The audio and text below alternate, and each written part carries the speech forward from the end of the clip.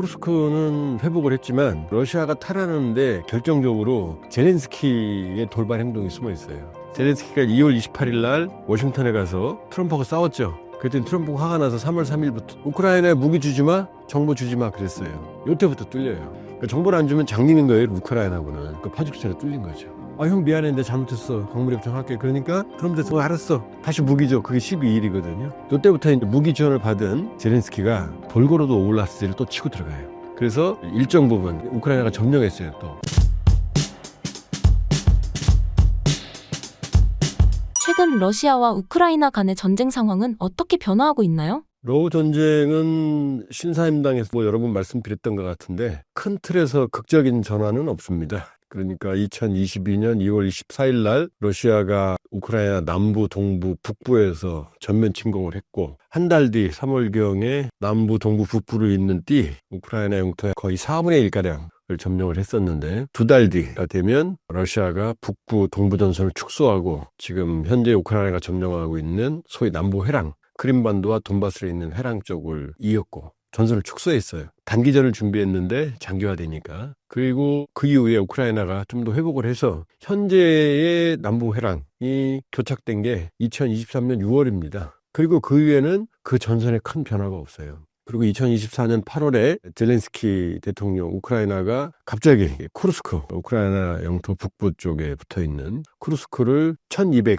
300제곱킬로미터, 서울시 면적 한 2배 정도 되는 면적을 기습해서 우크라이나가 러시아 영토를 거꾸로 점령했거든요. 여기에서 이제 북한군도 여기에 갔고 여기에서 집중적으로 전투가 벌어졌어요. 왜냐하면 쿠르스크는 5월 9일이 러시아 전승절이거든요. 2차 세계대전. 그 러시아의 전승을 상징하는 게 쿠르스크예요. 여기서 스탈린이 히틀러의 기갑부대를 격파했거든요. 그러니까 쿠르스크 대평원은 러시아인의 자존심인 거죠. 근데 여기를 제가 점령해버리니까 푸틴으로서는 자존심이 많이 상했죠. 그래서 이걸 수복하기 위해서 주요 전투가 여기서 벌어졌어요. 남부는 교착된 상황에서 밀고 결국 4월 26일 기준으로 러시아는 쿠르스크를 사실상 100% 수복했어요. 그리고 인민군이 여기서 결정적으로 기여를 했는데 전투를 잘했다기보다는 인해 전술로 인민군의 희생을 통해서 쿠르스크를 회복을 했다고 봐야 되는 거고, 그래서 처음으로 푸틴이 러시아가 26일 날 4월 26일 날 인민군 파병을 공식 확인했어요. 최초입니다. 그리고 북한은 28일자 보도를 통해서 북한군 파병을 공식 확인했고, 또 푸틴이 직접 인민군 파병에 대해서 감사하다고 성명을 발표했고, 그리고 김정은은 평양에 28일자 보도를 통해서 이 서면 입장문은 27일 날 북한 매체에 전달이 됐고 보도는 28일 날 아침에 했거든요. 여기 상황에서 김정은이 인민군의 영웅적 행동에 칭송한다. 그 다음에 평양에 전투 위훈비를 세우겠다. 그 다음에 희생된 전사한 인민군들의 묘비에 영생의 꽃화환이 바쳐질 거다. 그 다음에 푸틴도 목숨을 잃은 인민군들의 영웅적 행위에 감사한다 그랬거든요. 이 얘기를 종합 많이 죽었다는 얘기죠. 그러니까 쿠르스크 탈환에 지난해 10월 11,000명 정도 갔고 올 1월 3,000명이 추가로 갔다 그랬거든요. 우리 합참에 따르면 지금 최대 5,000명 대외의 사상자, 최소 1,000명의 전사자, 그러면은 어마어마한 파견부대의 3분의 1 이상이 손실을 입은 거니까 사실상 전멸 상태라고 볼 수도 있거든요. 그 정도면. 그 정도의 희생을 통해서 지금 쿠르스크를 회복했다. 푸틴으로서는 당연히 감사해야 되는 거죠. 그러면 왜 이 시점에서 그동안 숨겨왔던 파병 사실을 공식화했을까? 첫 번째는 쿠르스크를 완전히 회복했잖아요. 이제 인민군의 막대한 희생이 있으니까 감사해야죠. 푸틴으로서는. 계속 숨길 수는 없으니까. 두 번째는 지금 휴전 협상이 난항을 보이고 있지만 큰 틀에서 러우 전쟁은 휴전으로 가고 있어요. 이미 부활절 계기로 푸틴이 30일 일방 휴전 선언을 했고 5월 9일 러시아 전승절 전후로 72시간 휴전도 일방적으로 선언을 했어요. 휴전으로 가고 있는 거죠. 그럼 휴전을 하게 되면 이제 전쟁을 정리해야 될 거 아니에요. 그 인민군 파병에 대한 어떤 여러 가지 정리가 필요하죠. 세 번째는 말씀드린 5월 9일. 5월 9일 전승절인데 지금 코로나 그다음에 러우 전쟁으로 러시아가 푸틴이 좋아하는 대규모 열병식 기념식을 그동안 못했어요. 근데 이번에 성대한 열병식을 개최할 거거든요. 기념식도 시진핑도 초청했어요. 지금 시진핑이 트럼프하고 싸우니까 아마 갈 가능성이 높아요. 푸틴하고 손잡고 공동전선을 구축하기 위해서. 그러면 이때 전승을 선언하고 싶어 할 거예요. 푸틴은 우리가 이겼다라고 사실상. 그러니까 이런 걸 고려했을 때 여기에 김정은이 갈 가능성도 좀 남아있는 거죠. 아직은 김정은의 5월 9일 모스크바 항모는 결정은 안 된 것 같고 동향은 없어요. 왜냐하면 경호팀이라든지 김정은이 움직이려면 김창선이라는 인물을 봐야 되거든요. 직함은 북한 국무위원회 부장이에요. 근데 이 사람이 김창선이 김정은의 집사예요. 김씨 일가예요. 그러니까 김정은, 김여정 나오면은 항상 이 김창선 옆에 따라다니는 정도 인물이거든요. 이 인물이 가야 되거든요.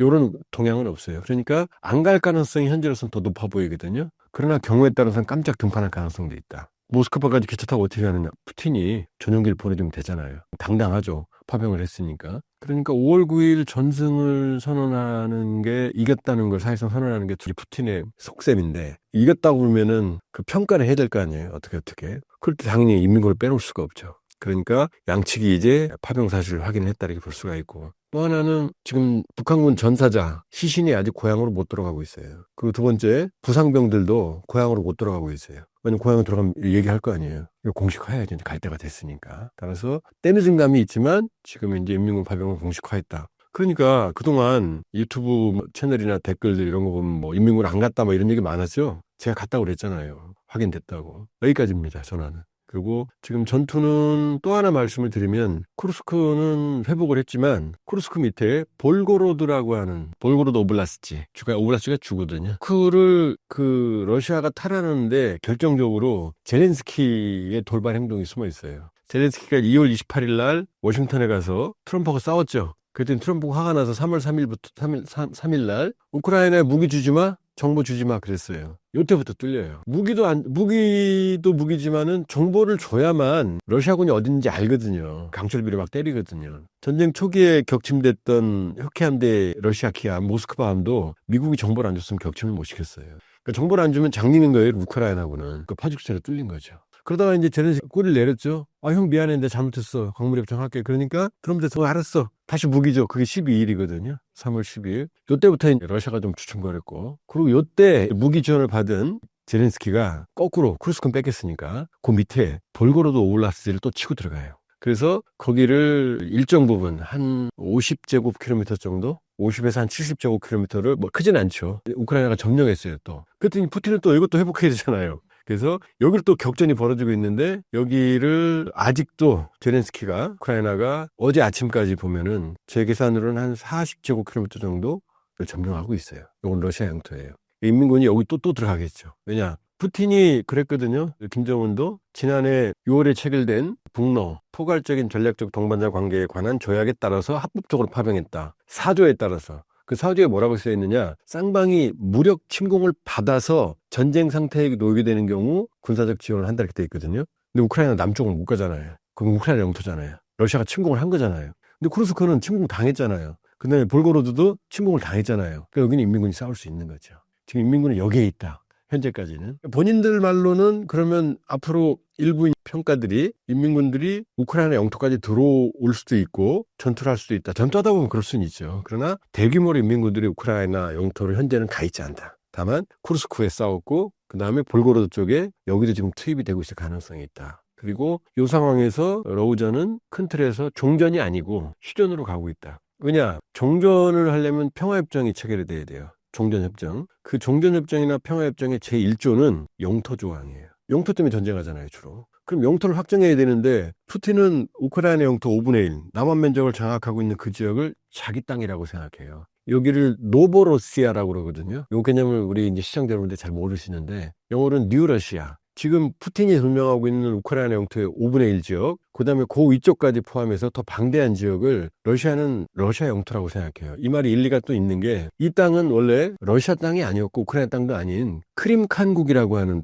데가 지배하고 있었어요. 언제? 1783년까지. 이 방대한 지역을 러시아의 예카테리나 2세 전쟁을 통해서 이 크림반도를 본 방대한 지역을 러시아 영토에 귀속을 시켜요. 이 지역을 노보러시아, 뉴러시아라고 그러거든요. 그러니까 푸틴은 원래 이 지역 다를 회복하고 싶었던 거예요. 그러니까 푸틴 입장에서는 지금 자기들이 점령한 지역은 원래 자기 땅인 거예요. 우크라이나 땅이 아닌 거죠. 러시아 입장이에요, 지금. 그러면 푸틴 입장에서는 종전협정을 하면 이 땅은 내 거야. 원래라고 말할 거고 한 평도 안 주려고 그래요 지금. 근데 우크라이나 입장에서는 소련이 붕괴될 때 행정적으로는 자기네 거였잖아요. 크림반도까지. 종전협정 도장을 찍으면 러시아 영토를 인정해 주는 거잖아요. 여기서 총돌하니까 종전협정이 안 되는 거죠. 평화협정이. 지금 일본하고 러시아, 소련하고 수교했거든요.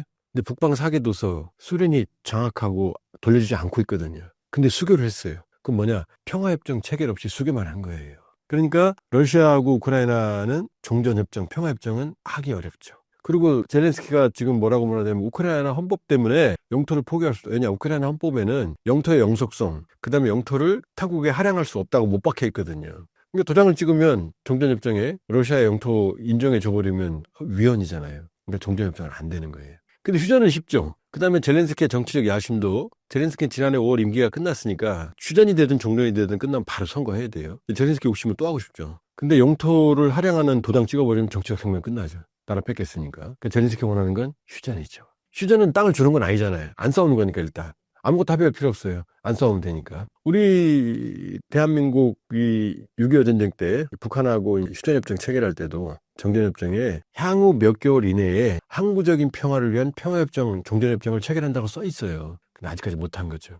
러시아 전쟁은 휴전하면 둘 다 부담이 없죠. 젤렌스키도 부담 없고 러시아도 부담 없고 총만 안 쏘면 되는 거니까. 그 푸틴이 벌써 2번 휴전 선언했으니까 요 흐름으로 갈 거다. 근데 그렇다고 해서 전투는 끝나느냐? 아니거든요.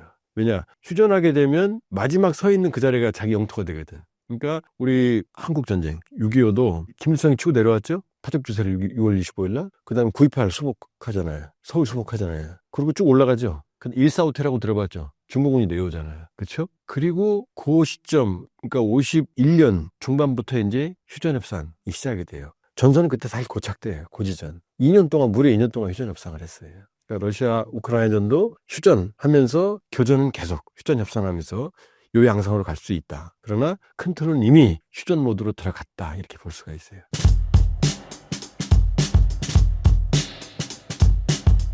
(400명) 전사상사 후유증이 만만치 않을 텐데요. 김정은은 어떻게 대응하고 있나요? 김정은이 이미 거기에 대한 상당한 그 준비를 하고 있는 것 같아요. 그동안 치밀하게 준비를 해온 것 같습니다. 사실은 1000명의 사망자 또 3000명의 부상자라는 게 보통 큰일이 아닌데 김정은은 이거를 아주 잘 지금 포장을 하고 있는 것 같아요. 북한이 뭐 선전선동의 명수니까 이런 부분을 또 실무자들이 잘 준비를 하고 있겠죠.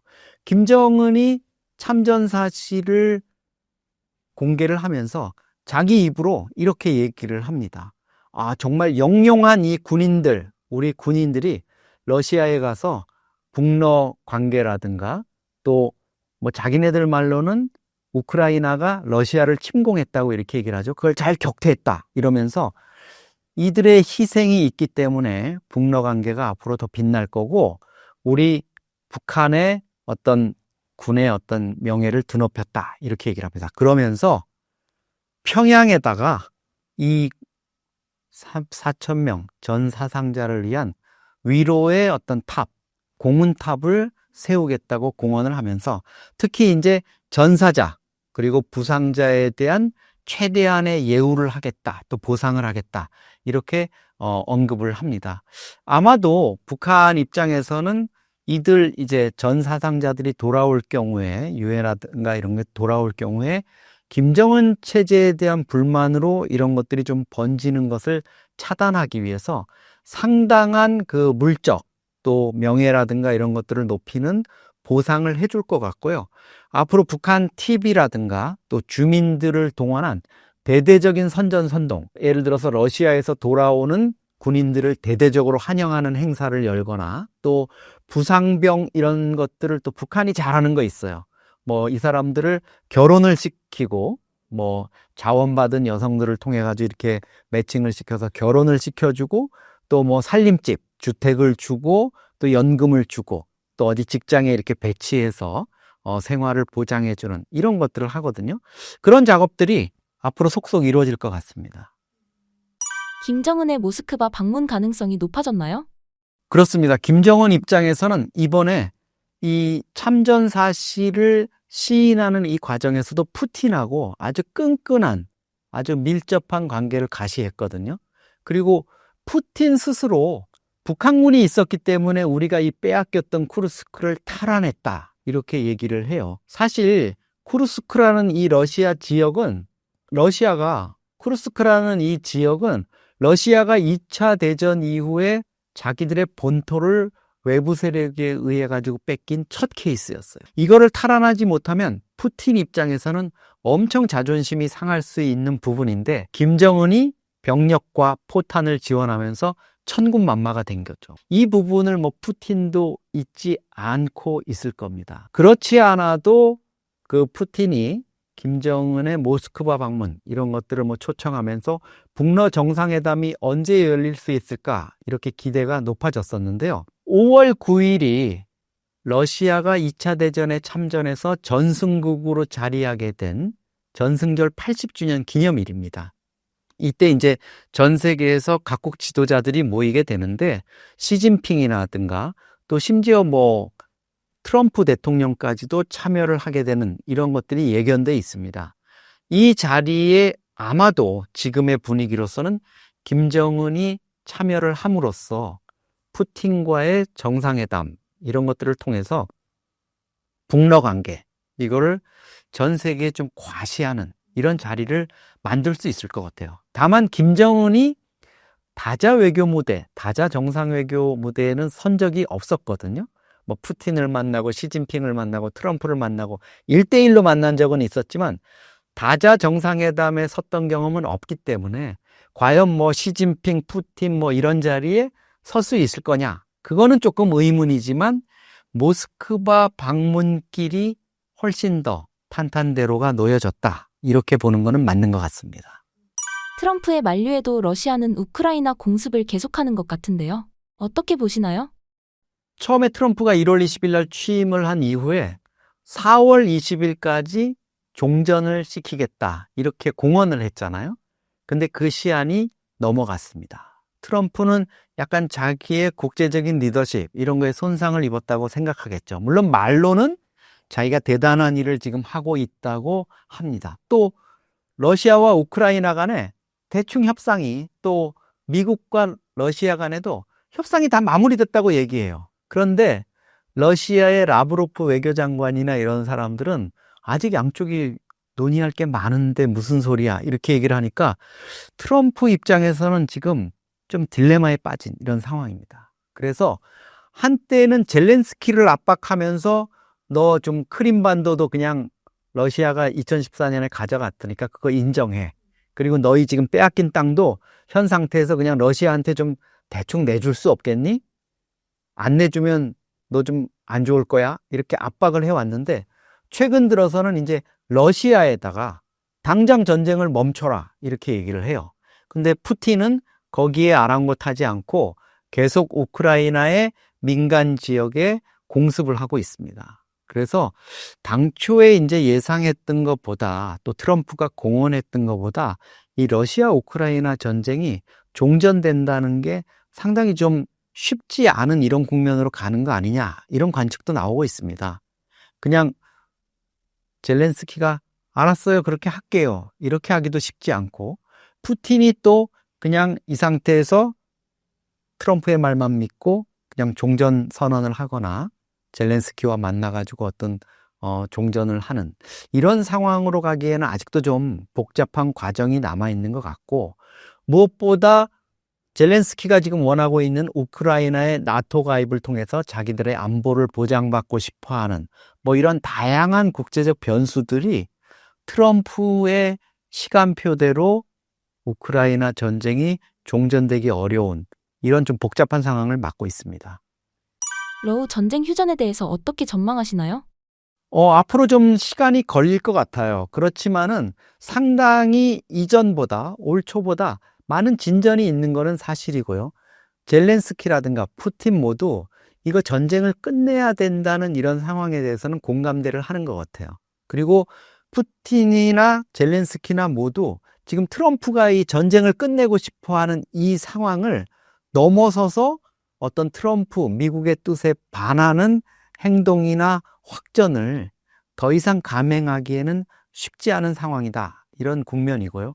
지금 상황에서는 과거에 이제 얘기가 나왔던 그 종전을 위한 여러 가지 조건 중에서 특히 이제 북한군이 철군하는 이런 좀 상황들. 그 다음에 러시아가 민간 지역에 대한 폭격이라든가 이런 부분을 이제 자제하면서 또 일정한 좀 휴전 기간을 제한적으로 일정 기간을 갖고 좀 종국적인 종전을 위해서 양측이 협의를 하는 이런 과정들이 좀 지나야 되지 않을까 이렇게 생각을 합니다. 러우 종전 이후 한국에는 어떤 역할과 기회가 올까요? 우크라이나 전쟁이 완전히 종전될 경우 한국 기업이나 이런 쪽에도 많은 이제 기회가 있을 겁니다. 특히 전후 복구 사업에 많은 우리의 노하우라든가 건설 이런 기술들, 이런 장비들, 자재들 이런 것들이 이제 들어갈 수 있고요. 우리가 이런 건설 시공 능력은 또 세계에서 이렇게 알아주는 이런 상황이기 때문에 여러 가지 기여할 수 있는 바, 또 그걸 통해 가지고 우리 기업들이 상당한 실익을 거둘 수 있는 이런 요소가 있다고 봅니다. 특히 이제 한국 정부가 우크라이나 전의 어떤 전개 상황 속에서 러시아가 그동안 줄기차게 요구했던 우크라이나에 살상 무기를 지원하지 말라는 그 원칙을 지켰던 점이 한러 관계를 근본적으로 훼손하지 않고 종전과 함께 비교적 빨리 복원될 수 있는 여지를 남겨놓았던 점, 그리고 우리가 또 우크라이나에 대해서도 그동안 상당히 많은 지원을 해오고 어떤 정서적인 또 유대감을 가져왔다는 이런 점에서 젤렌스키 입장에서는 한국 기업의 어떤 우크라이나 복구 이런 부분들에 대한 참여 이런 것들도 요청해 올 수 있을 것 같아요. 그래서 우리가 우크라이나 또 러시아가 정말 3년여에 걸친 전쟁을 해서 많은 손실을 입었지만 우크라이나, 러시아 양측 모두와의 어떤 적절한 그 관계, 균형점을 어느 정도 잡고 있었기 때문에 우리 기업들이 러시아, 우크라이나에 진출해서 어떤 경제적인 활동을 하는 거 이런 것들은 별 문제가 없을 거라고 보고요. 무엇보다도 한국과 러시아가 그동안 수교 이후에 탄탄한 경제관계, 규모 있는 어떤 교역 이런 것들을 해왔기 때문에 우크라이나 전쟁의 종전 이후에 양측의 경제관계라든가 이런 복원은 생각보다 좀 빨리 이루어질 수 있을 이런 가능성도 있습니다. 최근 러시아와 우크라이나의 전쟁 상황은 어떻게 변화하고 있나요? 굉장히 오래됐죠. 전쟁 지지부진하고 아직도 안 끝나고 있습니다. 한참이 됐는데 최근에 부활절 할 때 푸틴이 일방적으로 휴전을 했죠. 말이 휴전이지 러시아는 계속 공격했습니다. 특히 이제 주요 도시나 시설물들 타격을 하고 공습을 해서 타격을 했는데 이후에 이제 밀고 밀리는 전선에서 밀고 밀리고 엎치락뒤치락 그렇게 하고 있습니다. 전반적으로 보면은 러시아가 우세에 있습니다. 그리고 얼마 전에 푸틴이 쿠르스크 지역을 탈환했다고 공식 선언했죠. 우크라이나는 이에 대해서 부인을 했지만은 우크라이나가 수세에 있고 러시아가 우세에 있는 건 확실합니다. 그렇지만은 러시아의 우세가 이 전쟁을 끝낼 만큼 또 강하지가 않기 때문에 계속 전쟁이 이어지고 있고요. 전쟁을 끝내려면은 한쪽이 다른 한쪽의 군사력을 완전히 저항할 수 없는 정도로 줄여버리거나 아니면은 전략적 목표니까 적의 수도를 점령한다든지 이렇게 해야 되는데 이 두 가지 측면에서 러시아가 현재 이룰지도 못했고 이룰 수 있는 능력도 없습니다. 트럼프 대통령은 우크라이나 휴전 협상에 대해 어떤 입장을 보이고 있나요? 트럼프가 지난해 미국 대선 기간 중에 자기가 대통령이 당선되면 단 하루 만에 전쟁을 끝내겠다고 장담을 했죠. 근데 대통령이 당선되고 100일이 지났는데도 아직도 아까 말씀드렸다시피 러시아 전선에서는 작지만 산발적인 교전이고 엎치락뒤치락 하고 있습니다. 트럼프는 전쟁을 끝내고 싶죠. 그러니까 자기가 중재를 해서 양측의 협상장에 딱 테이블에 앉혀서 평화협정에 사인하고 그걸 자신의 치적을 내세우고 싶습니다. 트럼프의 미국이 원하는 거는 하나입니다. 현재 전선에서 그대로 전쟁을 끝내는 거. 이게 중요한 조건인데, 그러니까 6.25 전쟁을 끝냈듯이 현재 전선을 휴전선 내지는 국경선으로 만드는 거죠. 그러기 위해서는 우크라이나가 나토에 가입을 해서는 안 된다. 2014년에 러시아가 미리 점령하고 있었던 크림반도에 대해서 우크라이나가 권리를 포기한다. 영원히 포기한다. 상당히 푸틴에게 유리한 방향이죠. 러시아에서 유리한 방향이기 때문에 푸틴이 굉장히 좋아합니다. 근데 점점 그 미국의 태도가 약해지고 있는 것 같습니다. 그러니까 전쟁을 끝내는 의지가, 그러니까 계속 중재하지 않겠다. 안 되면은 손을 떼겠다. 이런 의사가 나오는 거 보니까 트럼프가 이 우크라이나 전쟁을 자기가 원하는 대로 끝낼 수가 없으니까 거기에 대한 관심이 점점 줄어드는 게 아닌가. 트럼프의 그 변덕에 대해서는 아주 말이 많죠. 그리고 잘 알려졌기 때문에 하룻밤 사이에 이렇게 정책이 바뀌고 방향이 바뀌고 그러니까 이런 일이 아주 흔하게 더 볼 수가 있고, 그리고 우크라이나 전쟁에 대한 미국의 태도도 그 한 사례라고 생각합니다. 현재 우크라이나 내부 분위기와 휴전 합의에 대한 입장은 어떤가요? 전쟁 초반부만 해도 우크라이나의 그 항전 의지는 아주 강했습니다. 항상 우크라이나 내부의 여론조사에 따르면 전쟁 수행하겠다는 찬성하는 의견이 90% 넘었고요. 그리고 뭐 우리로 말하면 이제 예비군 소집 연령이 넘은 사람들도 그 나이가 많은 중년, 눈이 오는 사람들도 자기가 싸우겠다 자원해가지고 뭐 뇌물까지 주고 뭐 예비군에 입대한다는 이런 뉴스도 있었는데 그런데 뭐 사람이다 보니까 점점 전쟁이 오래가고 지치고 경제적으로 어려워지다 보니까 최근 조사에 따르면 우크라이나의 절반 이상이 전쟁에 대한 피로감을 느낀다. 52%가 그렇다고 답을 했다고 합니다. 그리고 다수가 종전 협상을 지지하는 걸로 돼 있는데 1년 전만 해도 이 비율이 27%였으니까 2배 이상 는 거라고 볼 수가 있죠. 물론 국민의 대다수의 의견이 끝까지 싸운다 해서 지금은 이제 협상을 하자 이렇게 바뀌고는 이런 분위기가 우크라이나 내부에 있는 건 아주 뭐 여실히 보여지고 있지만은 막상 또 미국이 나서서 트럼프가 나서서 중재를 한다고 하니까 또 분위기가 약간씩 미묘하고 있다고 합니다. 왜냐면은 우크라이나가 협상을 통해서 손해볼 게 많고 그리고 또 미국이나 다른 나라 나토의 국가들이 우크라이나 안보를 확실하게 보장해 준다는 그런 것도 없기 때문에 이대로 계속 가야 되나 해서 약간 미심쩍게 한다는 분위기도 있다고 합니다. 그래서 미국과 우크라이나의 소위 말하는 광물 협상이 서명이 됐다는 이런 보도가 나왔는데 거기에 보면은 물론 뭐 우크라이나 요구가 일부 반영이 됐지만은 우크라이나가 가장 원하는 그 안보에 대한 보장은 조항은 없습니다. 그렇기 때문에 종전 협상이 현실로 들어오니까 또 우크라이나 내부에서도 약간 갈팡질팡하고 그런 분위기라고 합니다. 젤렌스키 입장은 한 달 전인가요? 미국에 와가지고 뭐 벤스랑 뭐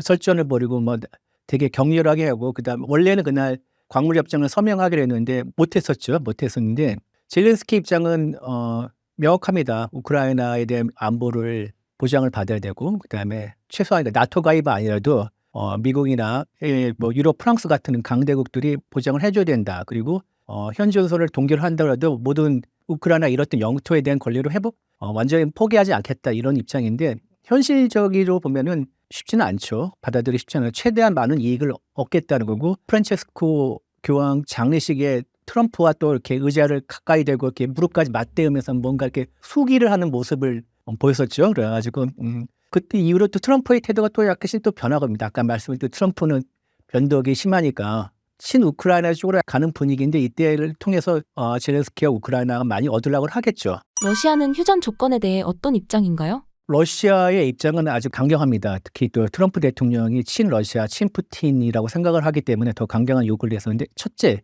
우크라이나의 나토 가입을 포기하라. 이게 가장 중요하고요. 둘째, 또 중요한 건 지금까지 점령한 지역에 대해서 러시아 영토로 인정하달라. 그러니까 크림반도와 그다음에 도네츠크, 루안스크, 헤르손, 자포리자 이 4개 주에 대해서 러시아가 상당히 점령한 상태죠. 그거를 국제적으로 인정해 줄 것을 요구하고 있고요. 러시아에 대한 기존의 경제 제재를 해제해달라. 이렇게 하고 있고 그 못지않게 중요한 거는 우크라이나 내부에 러시아를 사용하는 국민들이 러시아를 사용하고 교육을 받을 수 있는 권리를 인정해달라는 것도 요구하고 있습니다. 푸틴은 자기가 우크라이나를 침공하면서 전쟁을 일으켰으니까 자신이 승자로서 비춰지기를 원하고 있습니다. 또 우크라이나는 러시아 역사에서 되게 중요한 한 부분이라고 생각하고 있고 우크라이나의 독립적인 역사를 푸틴은 인정하지 않기 때문에 우크라이나는 러시아의 한 부분, 일부분을 차지한다고 생각하기 때문에 자신이 이렇게 전쟁에 대해 승리하고 싶고 그다음에 러시아 역사를 완성한다는 이런 정통성을 인정받기를 바라고 있습니다. 그래서 자신의 치적을 하나를 또 내세우고 싶어 하겠죠.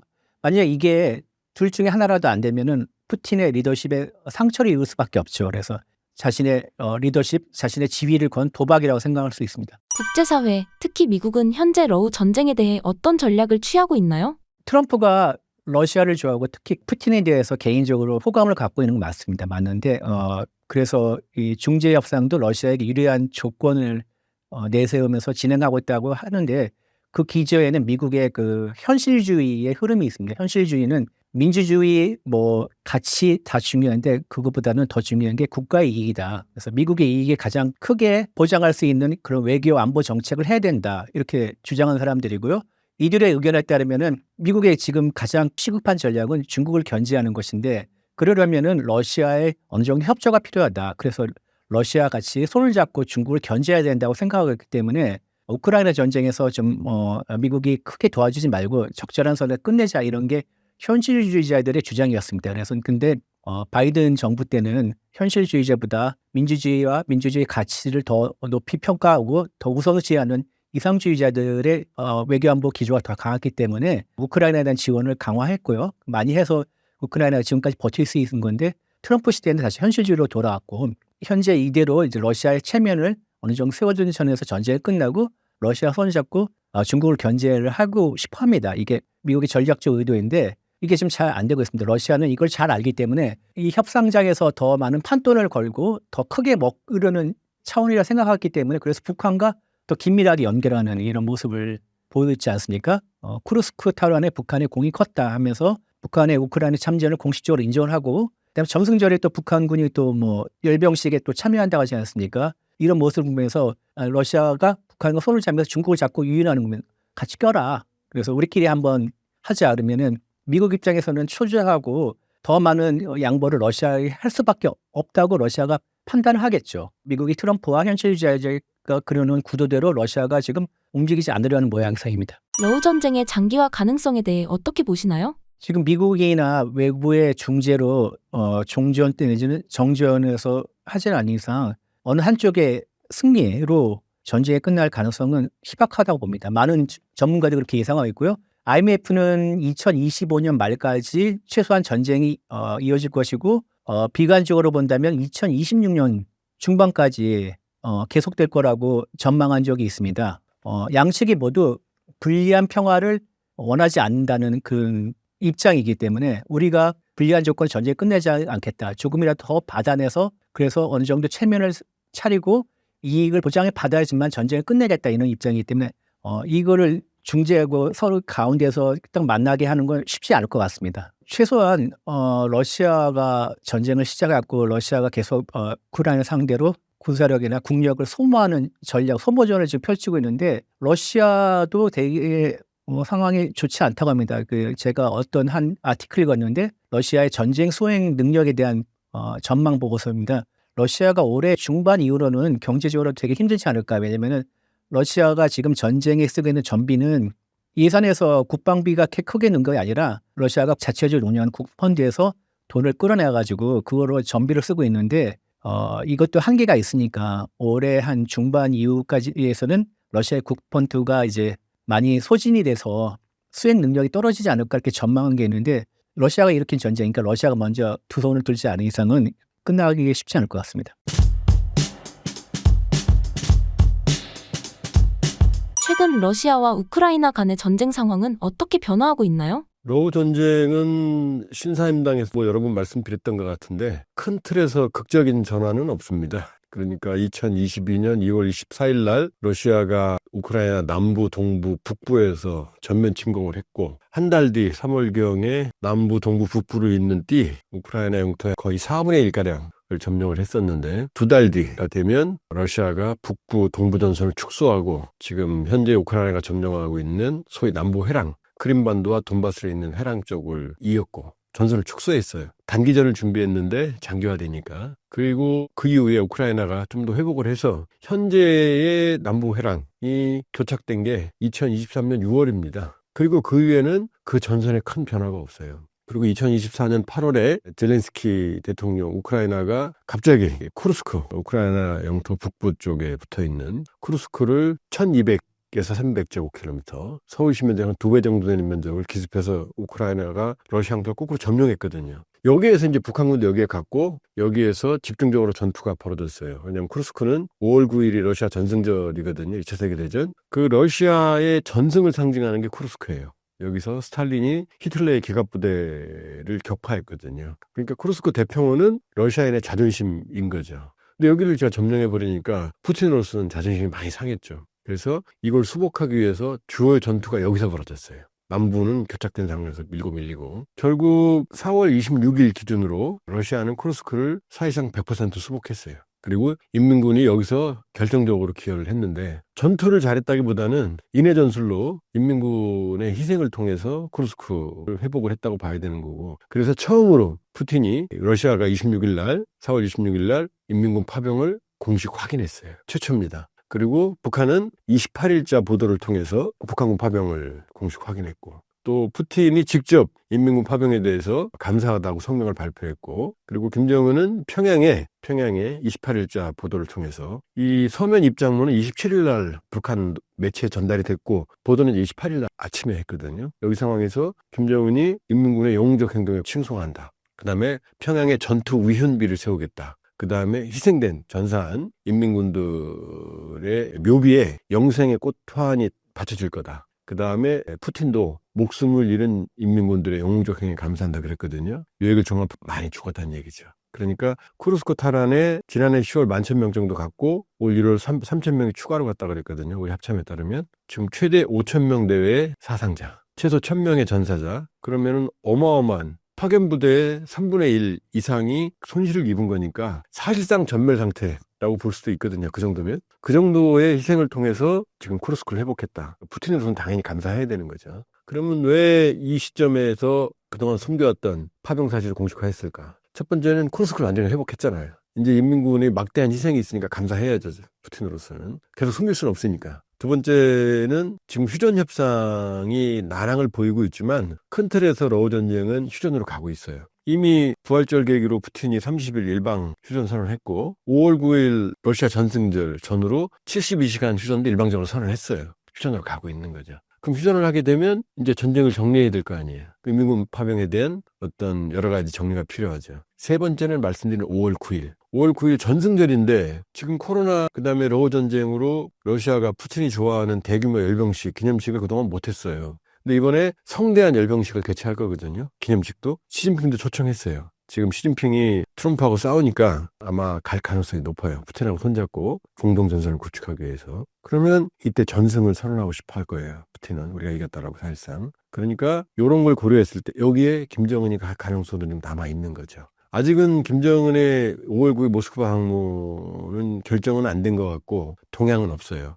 왜냐하면 경호팀이라든지 김정은이 움직이려면 김창선이라는 인물을 봐야 되거든요. 직함은 북한 국무위원회 부장이에요. 근데 이 사람이 김창선이 김정은의 집사예요. 김씨 일가예요. 그러니까 김정은, 김여정 나오면 항상 이 김창선 옆에 따라다니는 정도 인물이거든요. 이 인물이 가야 되거든요. 이런 동향은 없어요. 그러니까 안 갈 가능성이 현재로서는 더 높아 보이거든요. 그러나 경우에 따라서는 깜짝 등판할 가능성도 있다. 모스크바까지 기차 타고 어떻게 가느냐. 푸틴이 전용기를 보내주면 되잖아요. 당당하죠. 파병을 했으니까. 그러니까 5월 9일 전승을 선언하는 게 이겼다는 걸 사실상 선언하는 게 둘이 푸틴의 속셈인데 이겼다고 그러면은 그 평가를 해야 될 거 아니에요. 어떻게. 그럴 때 당연히 인민군을 빼놓을 수가 없죠. 그러니까 양측이 이제 파병 사실을 확인했다 이렇게 볼 수가 있고 또 하나는 지금 북한군 전사자 시신이 아직 고향으로 못 들어가고 있어요. 그리고 두 번째 부상병들도 고향으로 못 들어가고 있어요. 왜냐면 고향으로 들어가면 얘기할 거 아니에요. 이거 공식화해야지 갈 때가 됐으니까. 따라서 때늦은 감이 있지만 지금 이제 인민군 파병을 공식화했다.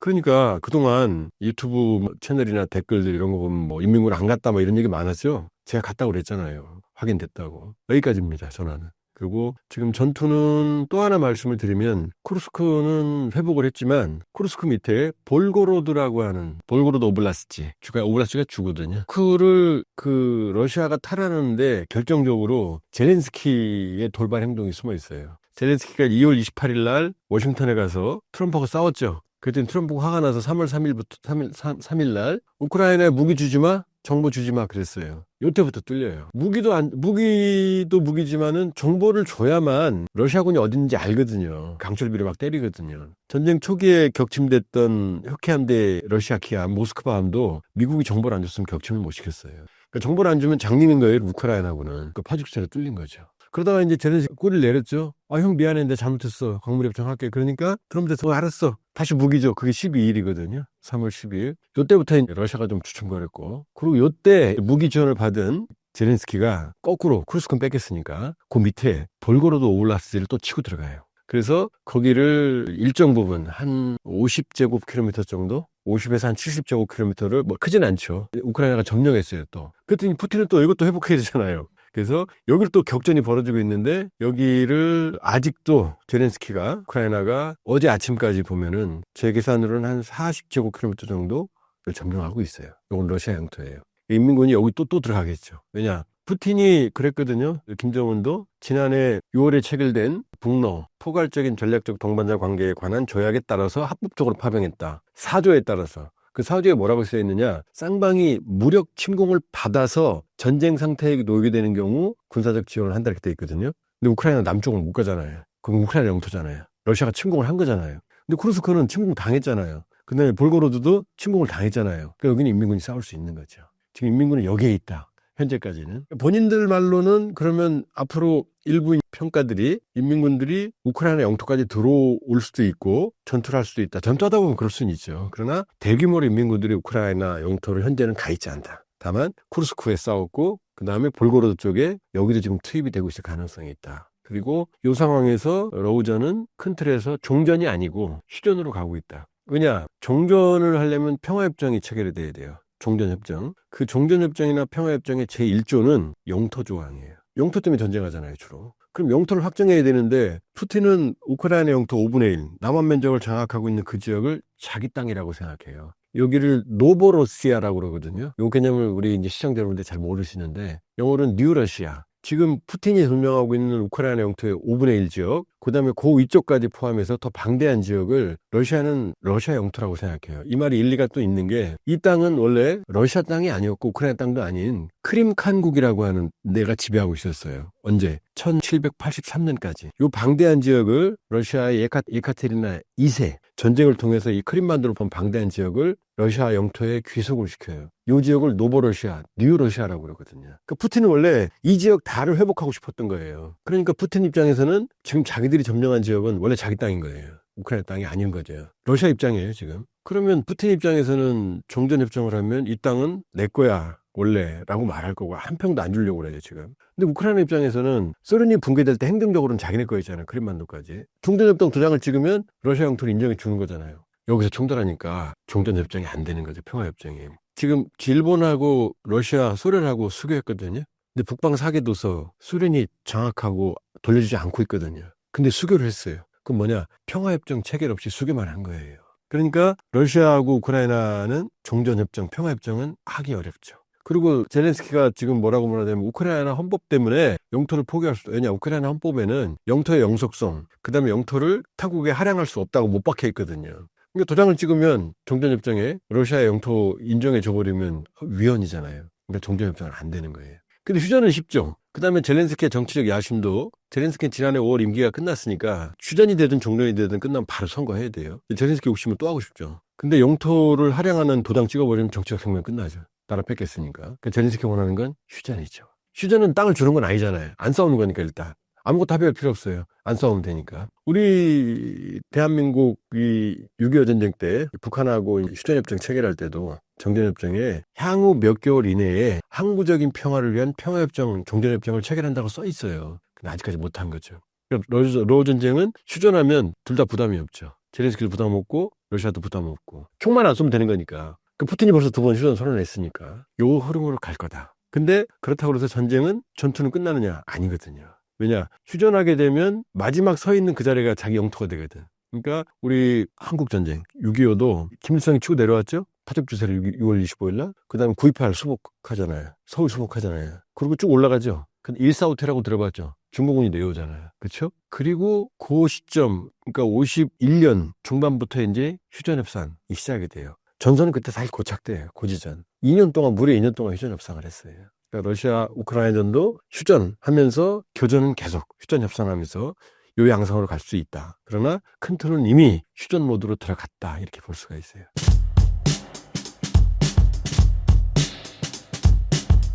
(400명) 전사상사 후유증이 만만치 않을 텐데요. 김정은은 어떻게 대응하고 있나요? 김정은이 이미 거기에 대한 상당한 그 준비를 하고 있는 것 같아요. 그동안 치밀하게 준비를 해온 것 같습니다.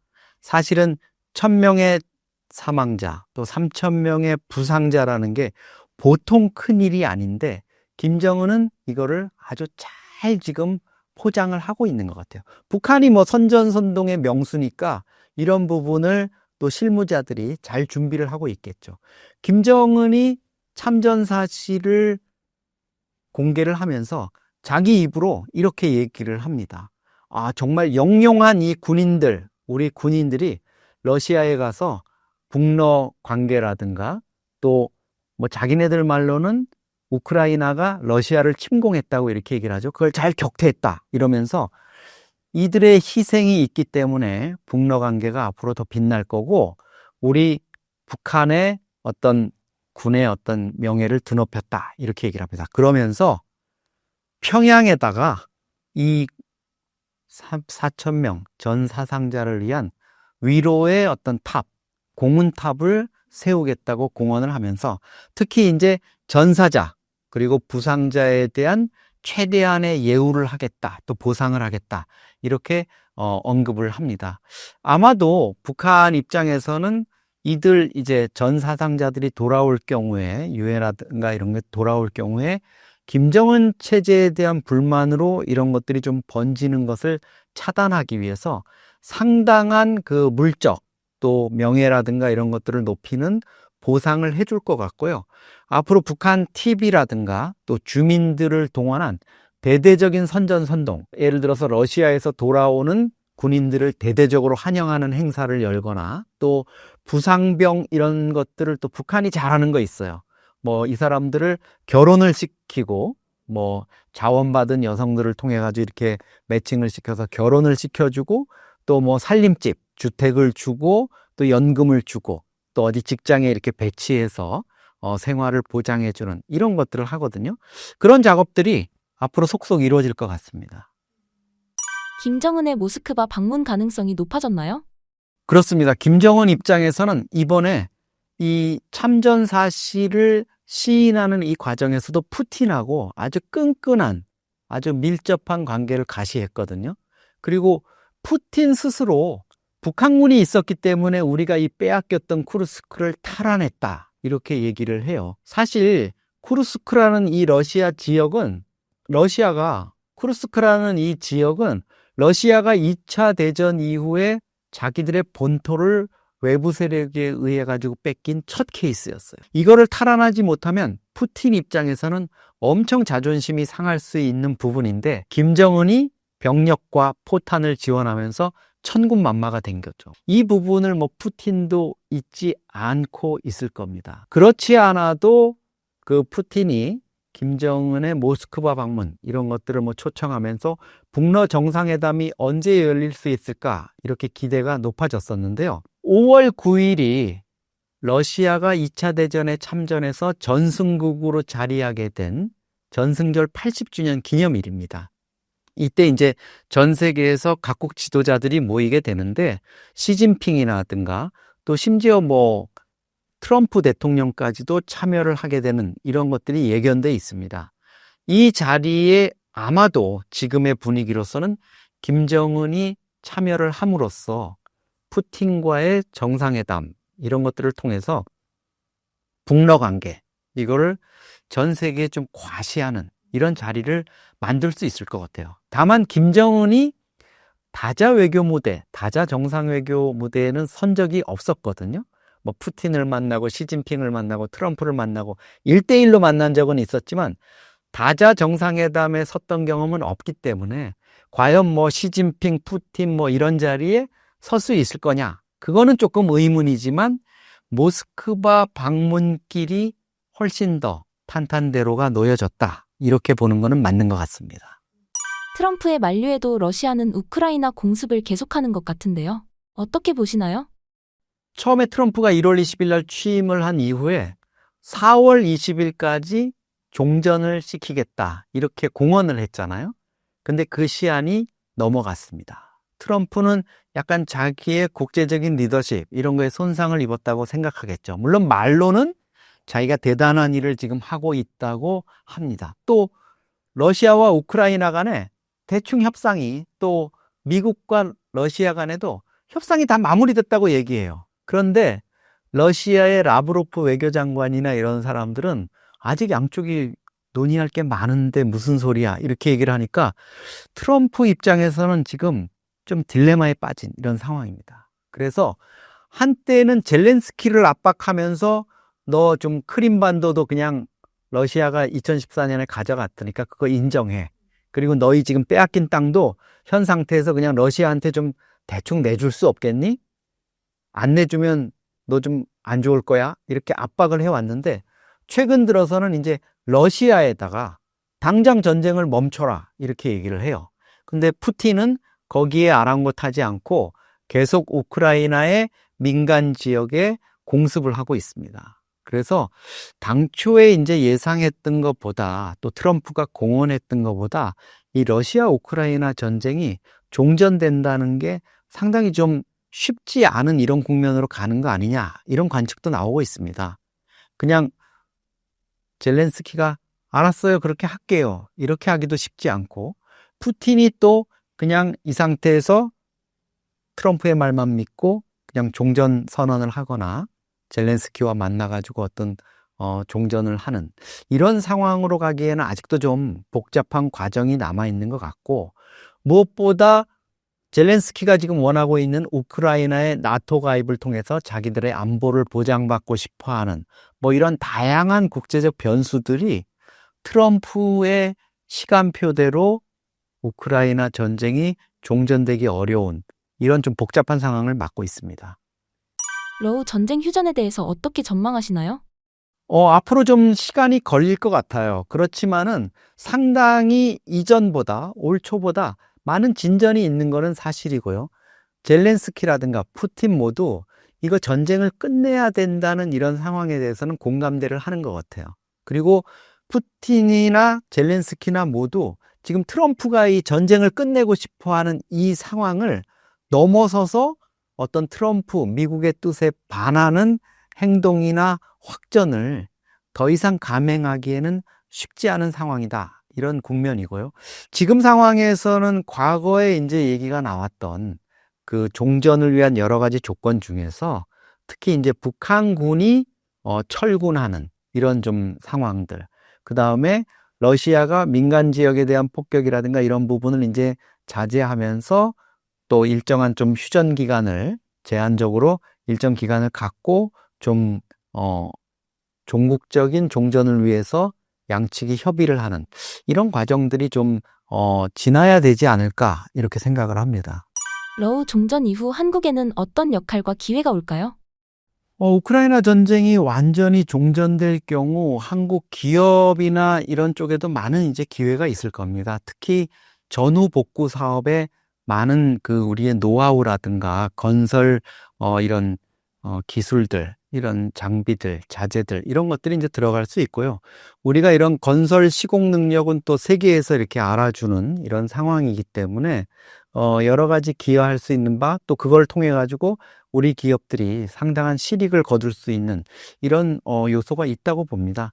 특히 이제 한국 정부가 우크라이나 전의 어떤 전개 상황 속에서 러시아가 그동안 줄기차게 요구했던 우크라이나에 살상 무기를 지원하지 말라는 그 원칙을 지켰던 점이 한러 관계를 근본적으로 훼손하지 않고 종전과 함께 비교적 빨리 복원될 수 있는 여지를 남겨놓았던 점, 그리고 우리가 또 우크라이나에 대해서도 그동안 상당히 많은 지원을 해오고 어떤 정서적인 또 유대감을 가져왔다는 이런 점에서 젤렌스키 입장에서는 한국 기업의 어떤 우크라이나 복구, 이런 부분들에 대한 참여, 이런 것들도 요청해 올 수 있을 것 같아요. 그래서 우리가 우크라이나 또 러시아가 정말 3년여에 걸친 전쟁을 해서 많은 손실을 입었지만 우크라이나, 러시아 양측 모두와의 어떤 적절한 그 관계, 균형점을 어느 정도 잡고 있었기 때문에 우리 기업들이 러시아, 우크라이나에 진출해서 어떤 경제적인 활동을 하는 거, 이런 것들은 별 문제가 없을 거라고 보고요. 무엇보다도 한국과 러시아가 그동안 수교 이후에 탄탄한 경제관계, 규모 있는 어떤 교역, 이런 것들을 해왔기 때문에 우크라이나 전쟁의 종전 이후에 양측의 경제관계라든가 이런 복원은 생각보다 좀 빨리 이루어질 수 있을 이런 가능성도 있습니다. 최근 러시아와 우크라이나의 전쟁 상황은 어떻게 변화하고 있나요? 굉장히 오래됐죠. 전쟁 지지부진하고 아직도 안 끝나고 있습니다. 한참이 됐는데 최근에 부활절을 할 때 푸틴이 일방적으로 휴전을 했죠. 말이 휴전이지 러시아는 계속 공격했습니다. 특히 이제 주요 도시나 시설물들 공습을 해서 타격을 했는데 이후에 이제 밀고 밀리는 전선에서 밀고 밀리고 엎치락뒤치락 그렇게 하고 있습니다. 전반적으로 보면은 러시아가 우세에 있습니다. 그리고 얼마 전에 푸틴이 쿠르스크 지역을 탈환했다고 공식 선언했죠. 우크라이나는 이에 대해서 부인을 했지만은 우크라이나가 수세에 있고 러시아가 우세에 있는 건 확실합니다. 그렇지만은 러시아의 우세가 이 전쟁을 끝낼 만큼 또 강하지가 않기 때문에 계속 전쟁이 이어지고 있고요. 전쟁을 끝내려면은 한쪽이 다른 한쪽의 군사력을 완전히 저항할 수 없는 정도로 줄여버리거나 아니면은 전략적 목표니까 뭐 적의 수도를 점령한다든지 뭐 이렇게 해야 되는데 이 두 가지 측면에서 러시아가 현재 이룰지도 못했고 이룰 수 있는 능력도 없습니다. 트럼프 대통령은 우크라이나 휴전 협상에 대해 어떤 입장을 보이고 있나요? 트럼프가 지난해 미국 대선 기간 중에 자기가 대통령이 당선되면 단 하루 만에 뭐 전쟁을 끝내겠다고 장담을 했죠. 근데 대통령이 당선되고 100일이 지났는데도 아직도 아까 말씀드렸다시피 러시아 전선에서는 작지만 산발적인 교전이 있고 엎치락뒤치락 하고 있습니다. 트럼프는 전쟁을 끝내고 싶죠. 그러니까 자기가 중재를 해서 양측의 협상장에 딱 테이블에 앉혀서 평화협정에 사인하고 그걸 자신의 치적을 내세우고 싶습니다. 트럼프의 미국이 원하는 거는 하나입니다. 현재 전선에서 그대로 전쟁을 끝내는 거. 이게 중요한 조건인데 그러니까 6.25 전쟁을 끝냈듯이 현재 전선을 휴전선 내지는 국경선으로 만드는 거죠. 그러기 위해서는 우크라이나가 나토에 가입을 해서는 안 된다. 2014년에 러시아가 미리 점령하고 있었던 크림반도에 대해서 우크라이나가 권리를 포기한다. 영원히 포기한다. 상당히 푸틴에게 유리한 방향이죠. 러시아에서 유리한 방향이기 때문에 푸틴이 굉장히 좋아합니다. 근데 점점 그 미국의 태도가 약해지고 있는 것 같습니다. 그러니까 전쟁을 끝내는 의지가, 그러니까 뭐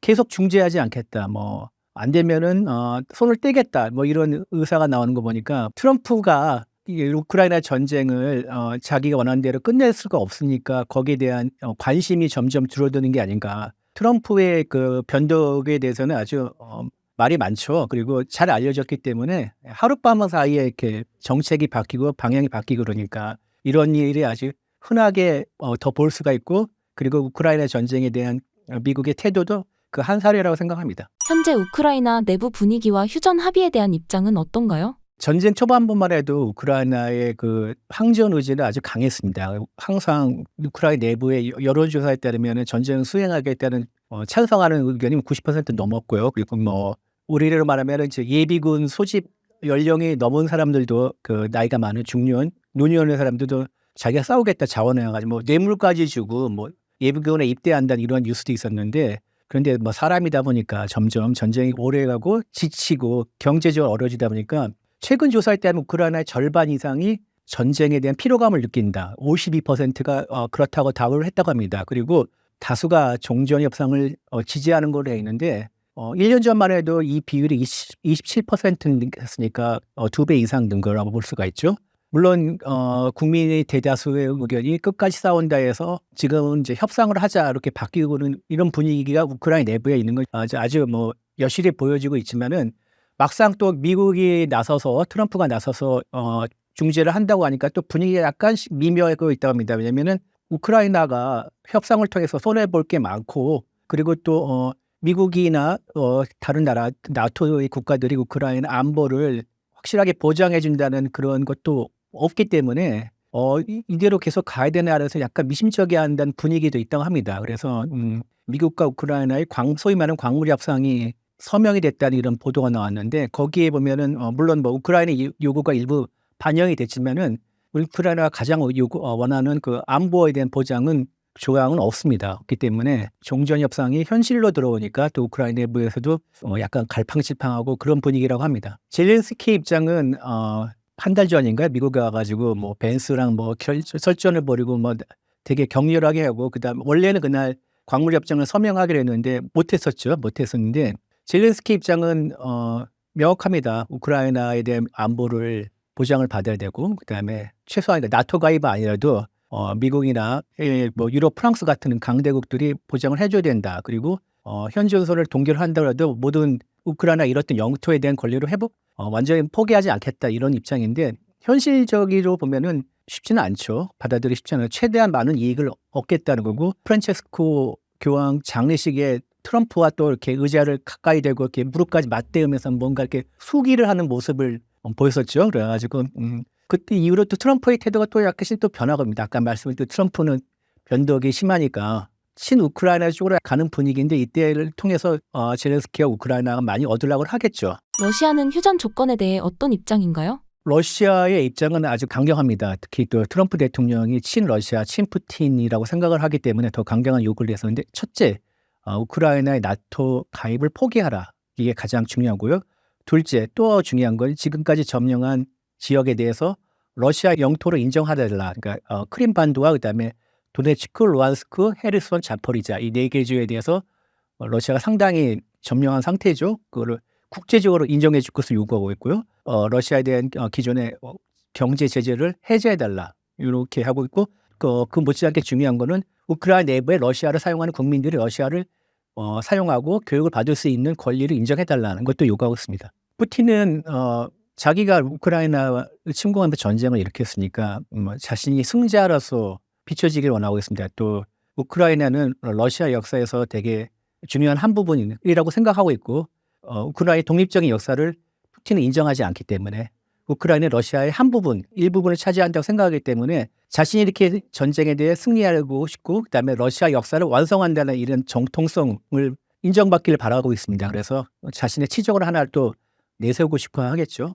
만약에 이게 둘 중에 하나라도 안 되면은 푸틴의 리더십에 상처를 입을 수밖에 없죠. 그래서 자신의 리더십, 자신의 지위를 건 도박이라고 생각할 수 있습니다. 국제사회, 특히 미국은 현재 러우 전쟁에 대해 어떤 전략을 취하고 있나요? 트럼프가 러시아를 좋아하고 특히 푸틴에 대해서 개인적으로 호감을 갖고 있는 건 맞습니다. 맞는데 그래서 이 중재 협상도 러시아에게 유리한 조건을 내세우면서 진행하고 있다고 하는데 그 기저에는 미국의 그 현실주의의 흐름이 있습니다. 현실주의는 민주주의 가치 다 중요한데 그것보다는 더 중요한 게 국가의 이익이다. 그래서 미국의 이익을 가장 크게 보장할 수 있는 그런 외교 안보 정책을 해야 된다. 이렇게 주장하는 사람들이고요.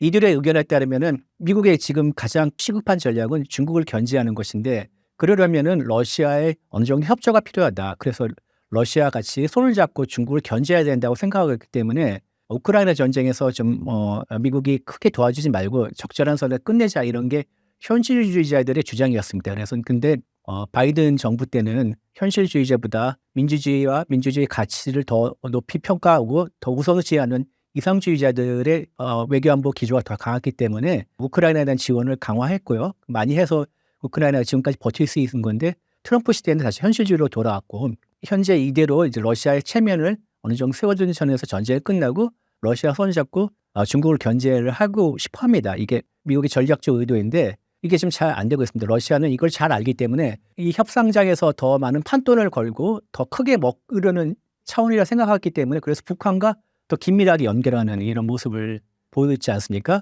쿠르스크 탈환에 북한의 공이 컸다 하면서 북한의 우크라이나 참전을 공식적으로 인정을 하고 그다음에 점승절에 또 북한군이 또 열병식에 또 참여한다고 하지 않습니까? 이런 모습을 보면서 러시아가 북한과 손을 잡으면서 중국을 잡고 유인하는 거면 같이 껴라. 그래서 우리끼리 한번 하자 그러면은 미국 입장에서는 초조하고 더 많은 양보를 러시아에 할 수밖에 없다고 러시아가 판단을 하겠죠. 미국이 트럼프와 현실주의자가 그려놓은 구도대로 러시아가 지금 움직이지 않으려는 모양새입니다. 러우 전쟁의 장기화 가능성에 대해 어떻게 보시나요? 지금 미국이나 외부의 중재로 종전 내지는 정전에서 하지 않은 이상 어느 한쪽의 승리로 전쟁이 끝날 가능성은 희박하다고 봅니다. 많은 전문가들이 그렇게 예상하고 있고요.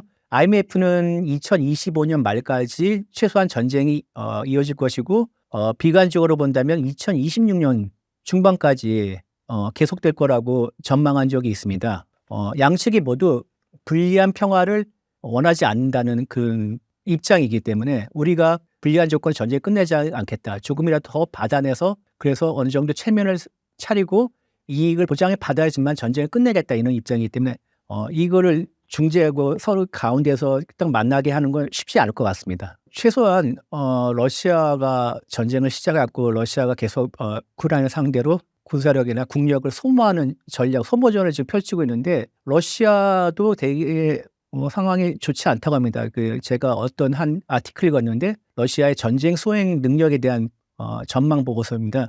러시아가 올해 중반 이후로는 경제적으로 되게 힘들지 않을까. 왜냐면은 러시아가 지금 전쟁에 쓰고 있는 전비는 예산에서 국방비가 크게 는 게 아니라 러시아가 자체적으로 운영하는 국펀드에서 돈을 끌어내가지고 그거로 전비를 쓰고 있는데 이것도 한계가 있으니까 올해 한 중반 이후까지에서는 러시아의 국펀드가 이제 많이 소진이 돼서 수행 능력이 떨어지지 않을까 이렇게 전망한 게 있는데 러시아가 일으킨 전쟁이니까 러시아가 먼저 두 손을 들지 않은 이상은 끝나기 쉽지 않을 것 같습니다.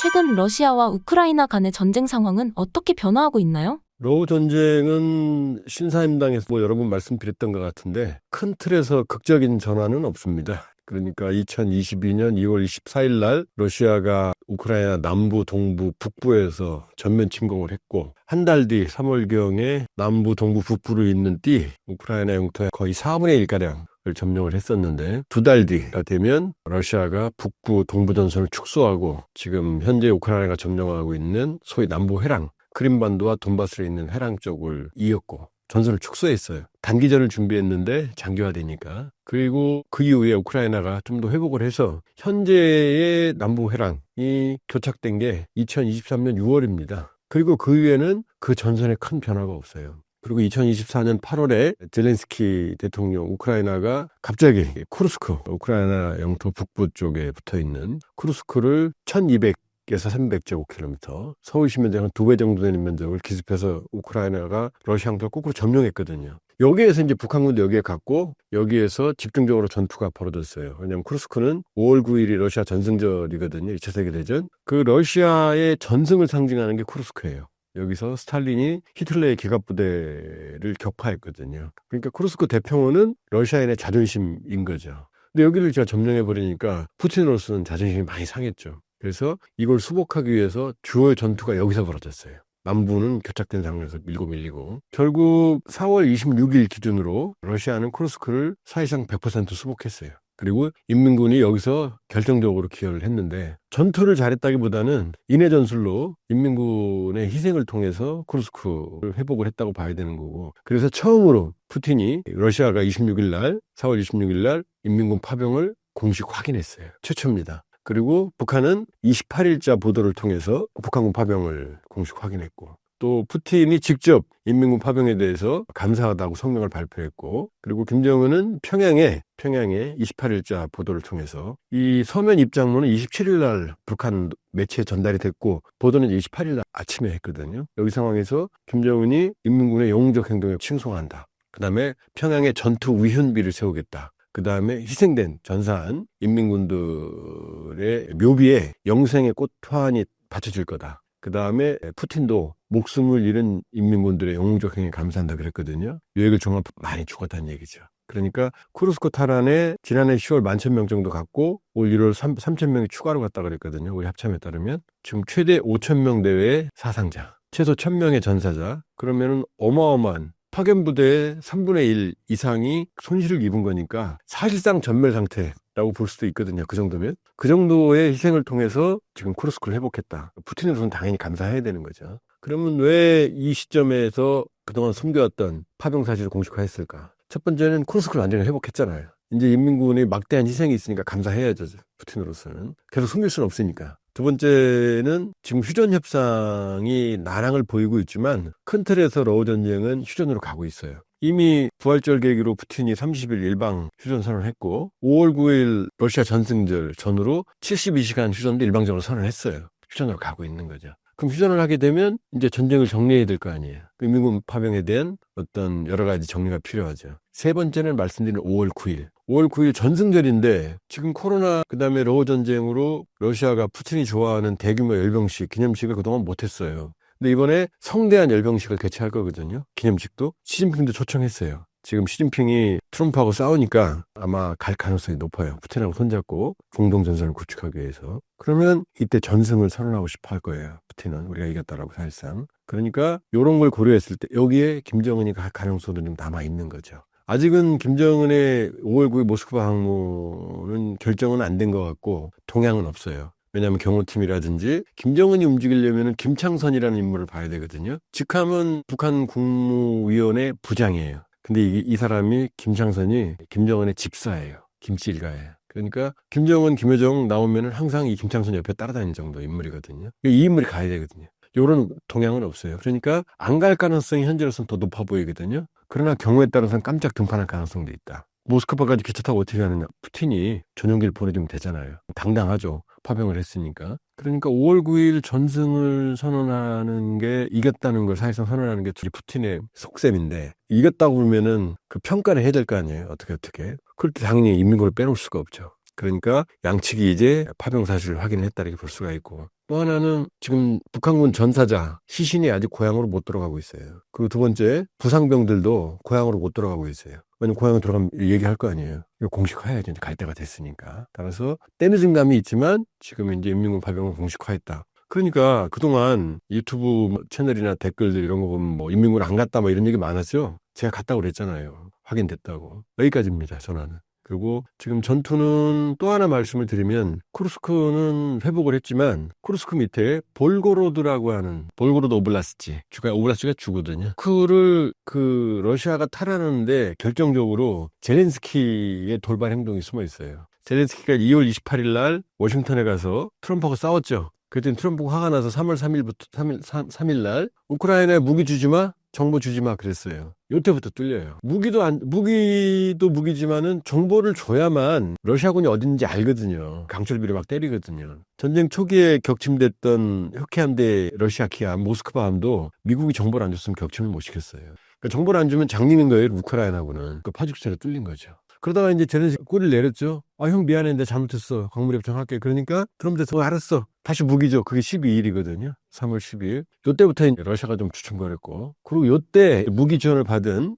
젤렌스키가 거꾸로 쿠르스크는 뺏겼으니까 그 밑에 볼고로드 오블라스트를 또 치고 들어가요. 그래서 거기를 일정 부분 한 50제곱킬로미터 정도 50에서 한 70제곱킬로미터를 뭐 크진 않죠. 우크라이나가 점령했어요 또. 그랬더니 푸틴은 또 이것도 회복해야 되잖아요. 그래서 여기를 또 격전이 벌어지고 있는데 여기를 아직도 젤렌스키가 우크라이나가 어제 아침까지 보면은 제 계산으로는 한 40제곱킬로미터 정도 점령하고 있어요. 이건 러시아 영토예요. 인민군이 여기 또 들어가겠죠. 왜냐? 푸틴이 그랬거든요. 김정은도 지난해 6월에 체결된 북러 포괄적인 전략적 동반자 관계에 관한 조약에 따라서 합법적으로 파병했다. 4조에 따라서. 그 4조에 뭐라고 쓰여 있느냐? 쌍방이 무력 침공을 받아서 전쟁 상태에 놓이게 되는 경우 군사적 지원을 한다 이렇게 돼 있거든요. 근데 우크라이나 남쪽은 못 가잖아요. 그건 우크라이나 영토잖아요. 러시아가 침공을 한 거잖아요. 근데 쿠르스크는 침공 당했잖아요. 그다음에 볼고로드도 침공을 당했잖아요. 그러니까 여기는 인민군이 싸울 수 있는 거죠.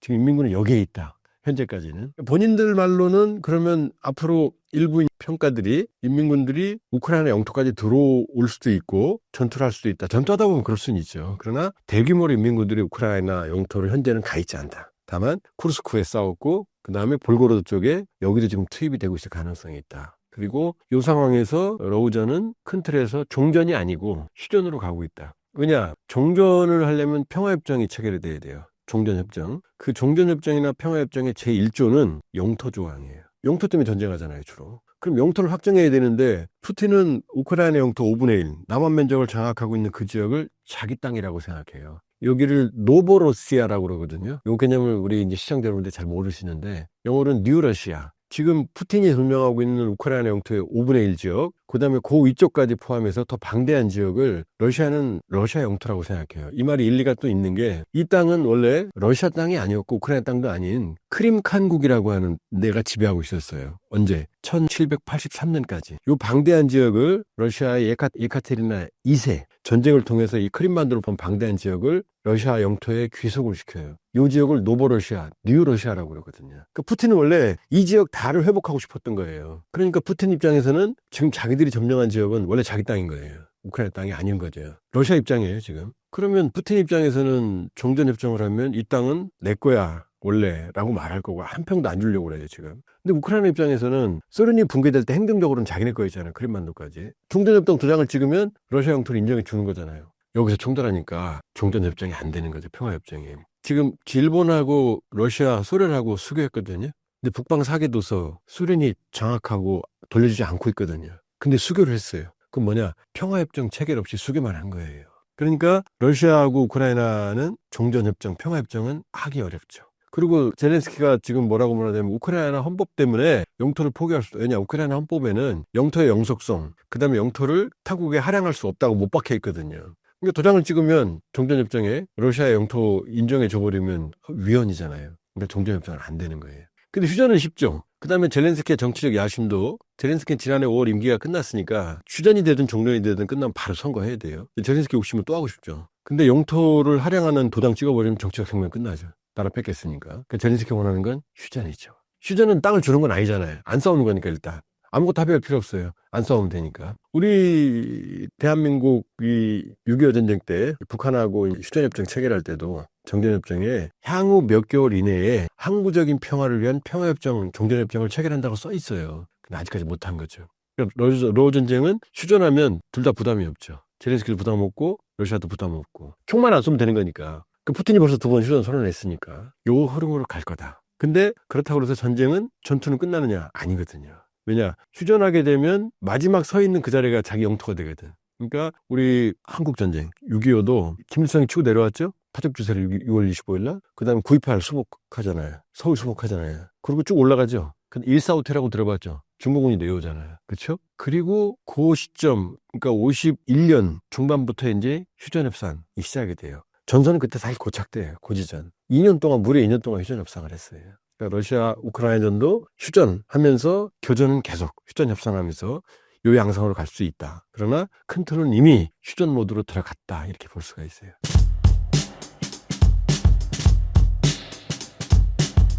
(400명) 전사상사 후유증이 만만치 않을 텐데요. 김정은은 어떻게 대응하고 있나요?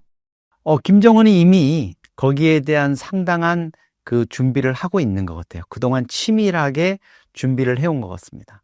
사실은 1000명의 사망자 또 3000명의 부상자라는 게 보통 큰일이 아닌데 김정은은 이거를 아주 잘 지금 포장을 하고 있는 것 같아요. 북한이 뭐 선전선동의 명수니까 이런 부분을 또 실무자들이 잘 준비를 하고 있겠죠.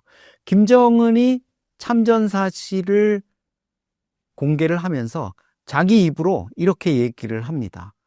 정말 영용한 이 군인들, 우리 군인들이 러시아에 가서 북러 관계라든가 또 뭐 자기네들 말로는 우크라이나가 러시아를 침공했다고 이렇게 얘기를 하죠. 그걸 잘 격퇴했다 이러면서 이들의 희생이 있기 때문에 북러 관계가 앞으로 더 빛날 거고 우리 북한의 어떤 군의 어떤 명예를 드높였다 이렇게 얘기를 합니다. 그러면서 평양에다가 이 4,000명 전 사상자를 위한 위로의 어떤 탑, 공훈탑을 세우겠다고 공언을 하면서 특히 이제 전사자 그리고 부상자에 대한 최대한의 예우를 하겠다, 또 보상을 하겠다 이렇게 언급을 합니다.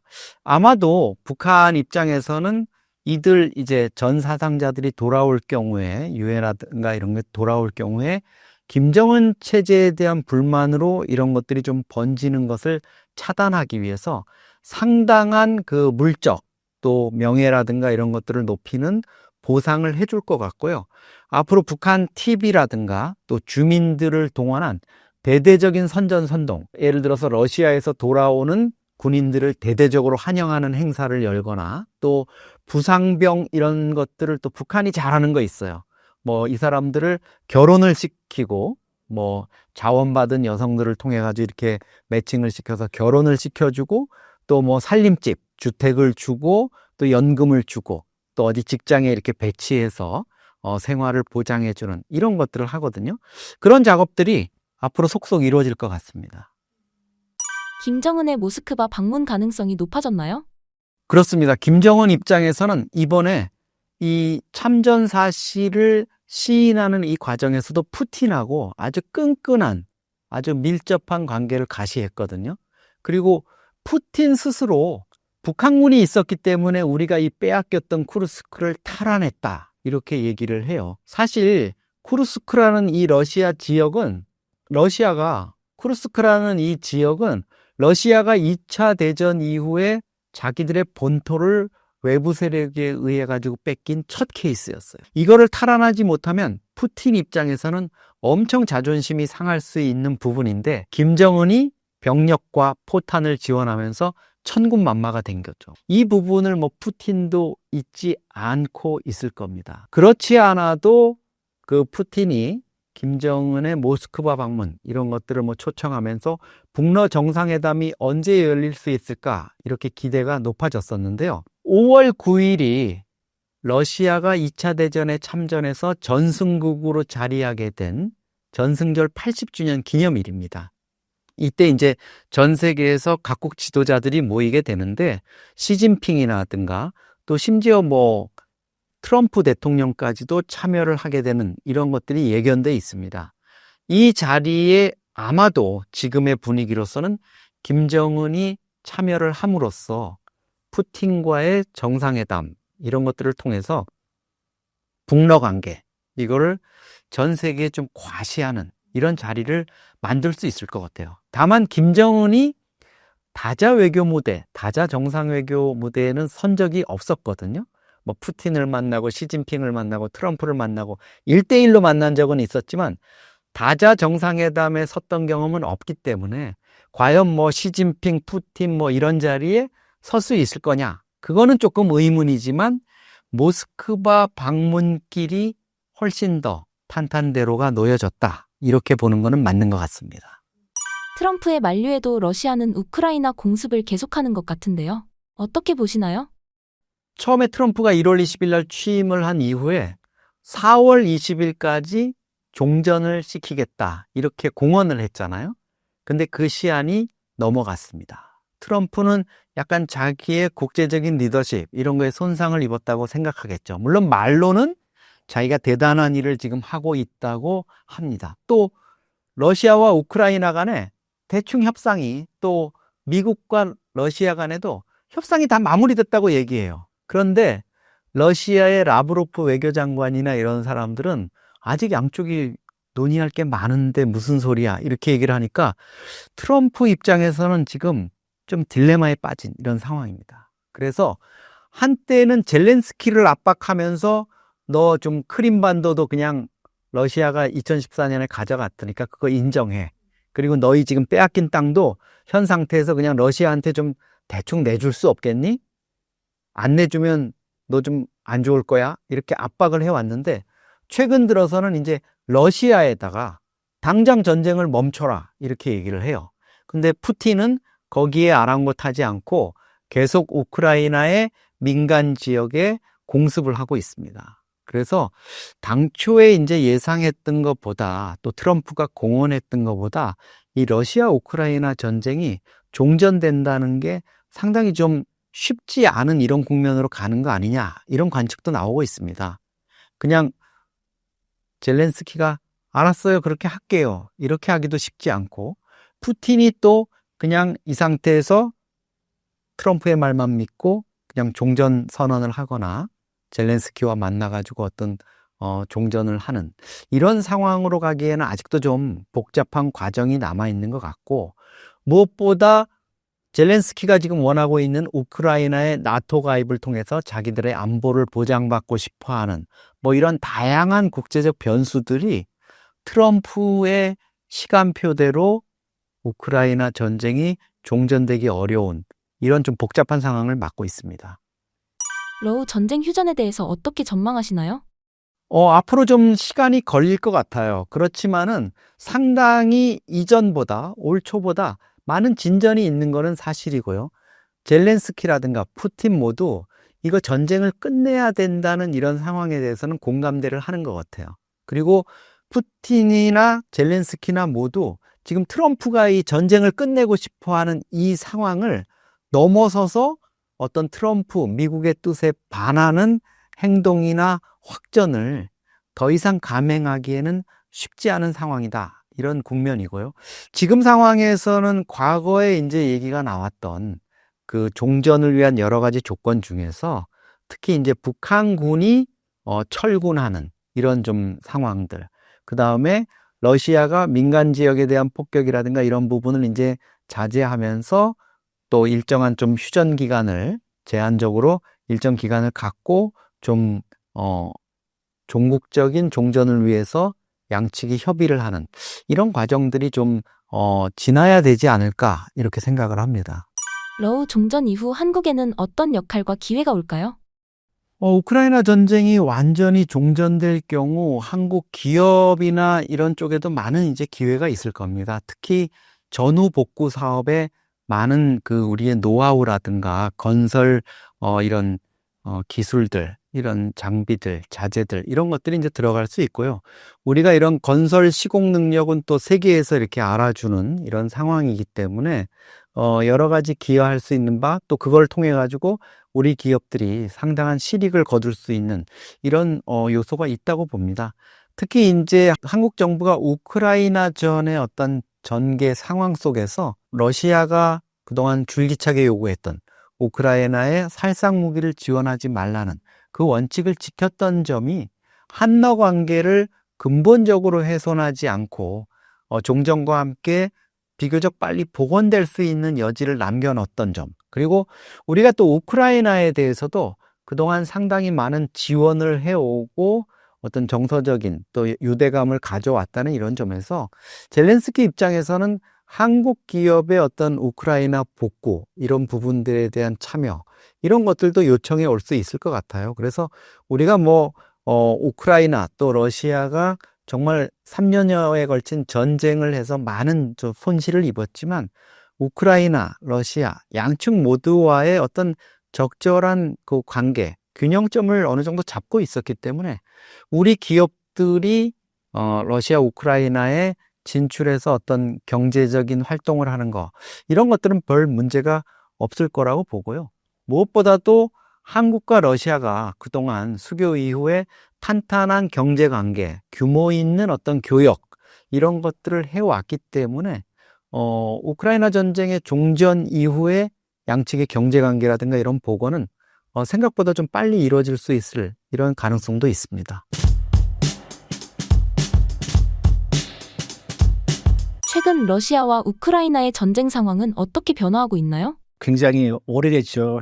전쟁 지지부진하고 아직도 안 끝나고 있습니다. 한참이 됐는데 최근에 부활절 할 때 푸틴이 일방적으로 휴전을 했죠. 말이 휴전이지 러시아는 계속 공격했습니다. 특히 이제 주요 도시나 시설물들 타격을 하고 공습을 해서 타격을 했는데 이후에 이제 밀고 밀리는 전선에서 밀고 밀리고 엎치락뒤치락 그렇게 하고 있습니다. 전반적으로 보면은 러시아가 우세에 있습니다. 그리고 얼마 전에 푸틴이 쿠르스크 지역을 탈환했다고 공식 선언했죠. 우크라이나는 이에 대해서 부인을 했지만은 우크라이나가 수세에 있고 러시아가 우세에 있는 건 확실합니다. 그렇지만은 러시아의 우세가 이 전쟁을 끝낼 만큼 또 강하지가 않기 때문에 계속 전쟁이 이어지고 있고요. 전쟁을 끝내려면은 한쪽이 다른 한쪽의 군사력을 완전히 저항할 수 없는 정도로 줄여버리거나 아니면은 전략적 목표, 그러니까 적의 수도를 점령한다든지 이렇게 해야 되는데 이 두 가지 측면에서 러시아가 현재 이룰지도 못했고 이룰 수 있는 능력도 없습니다. 트럼프 대통령은 우크라이나 휴전 협상에 대해 어떤 입장을 보이고 있나요?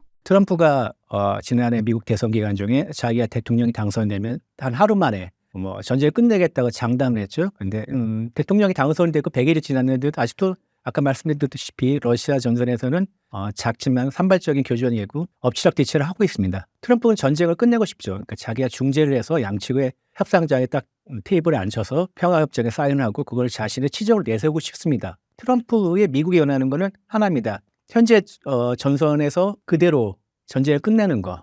이게 중요한 조건인데, 그러니까 6.25 전쟁을 끝냈듯이 현재 전선을 휴전선 내지는 국경선으로 만드는 거죠. 그러기 위해서는 우크라이나가 나토에 가입을 해서는 안 된다. 2014년에 러시아가 미리 점령하고 있었던 크림반도에 대해서 우크라이나가 권리를 포기한다. 영원히 포기한다. 상당히 푸틴에게 유리한 방향이죠. 러시아에서 유리한 방향이기 때문에 푸틴이 굉장히 좋아합니다. 근데 점점 그 미국의 태도가 약해지고 있는 것 같습니다. 의지가, 그러니까 전쟁을 끝내는 의지가, 그러니까 계속 중재하지 않겠다. 안 되면은 손을 떼겠다. 이런 의사가 나오는 거 보니까 트럼프가 이 우크라이나 전쟁을 자기가 원하는 대로 끝낼 수가 없으니까 거기에 대한 관심이 점점 줄어드는 게 아닌가. 트럼프의 그 변덕에 대해서는 아주 말이 많죠. 그리고 잘 알려졌기 때문에 하룻밤 사이에 이렇게 정책이 바뀌고 방향이 바뀌고 그러니까 이런 일이 아주 흔하게 더 볼 수가 있고, 그리고 우크라이나 전쟁에 대한 미국의 태도도 그 한 사례라고 생각합니다. 현재 우크라이나 내부 분위기와 휴전 합의에 대한 입장은 어떤가요? 전쟁 초반부만 해도 우크라이나의 그 항전 의지는 아주 강했습니다. 항상 우크라이나 내부의 여론조사에 따르면 전쟁 수행하겠다는 찬성하는 의견이 90% 넘었고요. 그리고 우리로 말하면 이제 예비군 소집 연령이 넘은 사람들도, 그 나이가 많은 중년, 노년의 사람들도 자기가 싸우겠다 자원해가지고 뇌물까지 주고 예비군에 입대한다는 이런 뉴스도 있었는데, 그런데 뭐 사람이다 보니까 점점 전쟁이 오래가고 지치고 경제적으로 어려워지다 보니까 최근 조사에 따르면 우크라이나의 절반 이상이 전쟁에 대한 피로감을 느낀다. 52%가 그렇다고 답을 했다고 합니다. 그리고 다수가 종전 협상을 지지하는 걸로 돼 있는데 1년 전만 해도 이 비율이 27%였으니까 2배 이상 는 거라고 볼 수가 있죠. 물론 국민의 대다수의 의견이 끝까지 싸운다 해서 지금은 이제 협상을 하자 이렇게 바뀌고는 이런 분위기가 우크라이나 내부에 있는 건 아주 뭐 여실히 보여지고 있지만은 막상 또 미국이 나서서 트럼프가 나서서 중재를 한다고 하니까 또 분위기가 약간씩 미묘하고 있다고 합니다. 왜냐면은 우크라이나가 협상을 통해서 손해볼 게 많고 그리고 또 미국이나 다른 나라 나토의 국가들이 우크라이나 안보를 확실하게 보장해 준다는 그런 것도 없기 때문에 이대로 계속 가야 되나 해서 약간 미심쩍어 한다는 분위기도 있다고 합니다. 그래서 미국과 우크라이나의 소위 말하는 광물 협상이 서명이 됐다는 이런 보도가 나왔는데 거기에 보면은 물론 뭐 우크라이나 요구가 일부 반영이 됐지만은 우크라이나가 가장 원하는 그 안보에 대한 조항은 없습니다. 없기 때문에 종전 협상이 현실로 들어오니까 또 우크라이나 내부에서도 약간 갈팡질팡하고 그런 분위기라고 합니다. 젤렌스키 입장은 한 달 전인가요? 미국에 와가지고 뭐 벤스랑 뭐 설전을 벌이고 뭐 되게 격렬하게 하고 그다음 원래는 그날 광물 협정을 서명하기로 했는데 못했었는데 젤렌스키 입장은 명확합니다. 우크라이나에 대한 안보를 보장을 받아야 되고 그다음에 최소한 나토 가입이 아니라도 미국이나 뭐 유럽, 프랑스 같은 강대국들이 보장을 해줘야 된다. 그리고 현지전선을 동결을 한다고 모든 우크라이나 잃었던 영토에 대한 권리를 완전히 포기하지 않겠다 이런 입장인데 현실적으로 보면은 쉽지는 않죠. 받아들이기 쉽지 않아요. 최대한 많은 이익을 얻겠다는 거고 프란체스코 교황 장례식에 트럼프와 또 이렇게 의자를 가까이 대고 이렇게 무릎까지 맞대으면서 뭔가 이렇게 수기를 하는 모습을 보였었죠. 그래가지고 그때 이후로 또 트럼프의 태도가 또 약간씩 또 변화갑니다. 아까 말씀드린 트럼프는 변덕이 심하니까 친우크라이나 쪽으로 가는 분위기인데 이때를 통해서 젤렌스키와 우크라이나가 많이 얻으려고 하겠죠. 러시아는 휴전 조건에 대해 어떤 입장인가요? 러시아의 입장은 아주 강경합니다. 특히 또 트럼프 대통령이 친러시아, 친푸틴이라고 생각을 하기 때문에 더 강경한 요구를 했었는데 첫째, 우크라이나의 나토 가입을 포기하라. 이게 가장 중요하고요.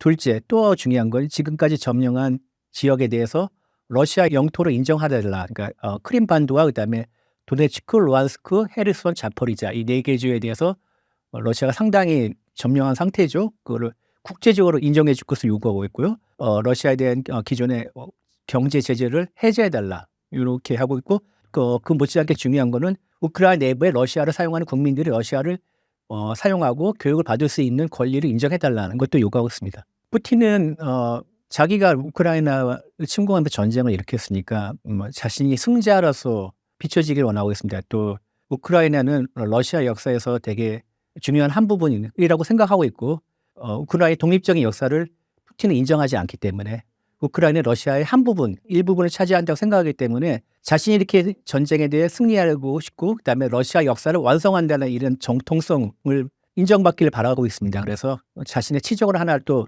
내세우고 싶어 하겠죠.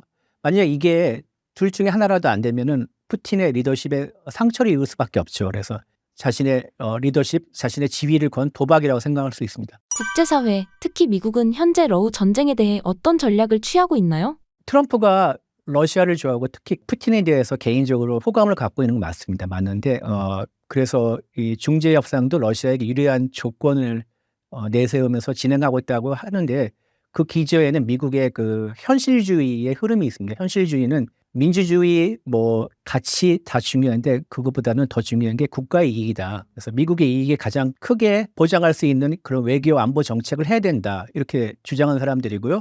이들의 의견에 따르면은 미국의 지금 가장 시급한 전략은 중국을 견제하는 것인데 그러려면은 러시아의 어느 정도 협조가 필요하다. 그래서 러시아 같이 손을 잡고 중국을 견제해야 된다고 생각하기 때문에 우크라이나 전쟁에서 좀 미국이 크게 도와주지 말고 적절한 선을 끝내자 이런 게 현실주의자들의 주장이었습니다. 그래서 근데 바이든 정부 때는 현실주의자보다 민주주의와 민주주의 가치를 더 높이 평가하고 더 우선시하는 이상주의자들의 외교안보 기조가 더 강했기 때문에 우크라이나에 대한 지원을 강화했고요. 많이 해서 우크라이나가 지금까지 버틸 수 있는 건데 트럼프 시대에는 다시 현실주의로 돌아왔고 현재 이대로 이제 러시아의 체면을 어느 정도 세워진 선에서 전쟁이 끝나고 러시아 손을 잡고 중국을 견제를 하고 싶어 합니다. 이게 미국의 전략적 의도인데 이게 지금 잘 안 되고 있습니다. 러시아는 이걸 잘 알기 때문에 이 협상장에서 더 많은 판돈을 걸고 더 크게 먹으려는 차원이라 생각했기 때문에 그래서 북한과 더 긴밀하게 연결하는 이런 모습을 보여줬지 않습니까?